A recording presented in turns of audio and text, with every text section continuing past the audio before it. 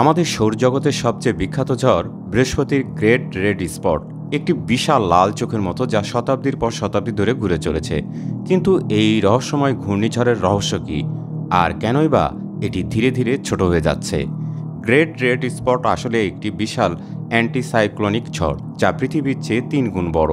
এটি কমপক্ষে 400 বছর ধরে সক্রিয় আছে, যেহেতু 17 শতাব্দীতে প্রথম টেলিস্কোপে দেখা গিয়েছিল। কিন্তু প্রশ্ন হলো, কিভাবে এত দীর্ঘ সময় ধরে একটি ঝড় টিকে থাকতে পারে?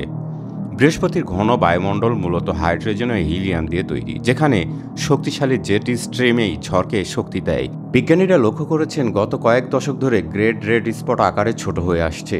1800 সালের দিকে এটি পৃথিবীর প্রায় 4 গুণ বড় ছিল, এখন মাত্র 1.3 গুণ। কেন এমন হচ্ছে?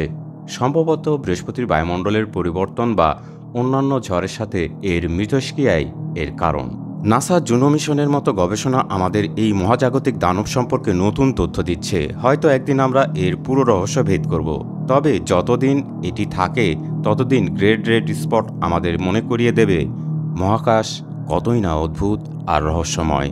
এই ধরনের ভিডিও দেখতে ফলো অথবা সাবস্ক্রাইব করুন। কৃতজ্ঞ থাকব।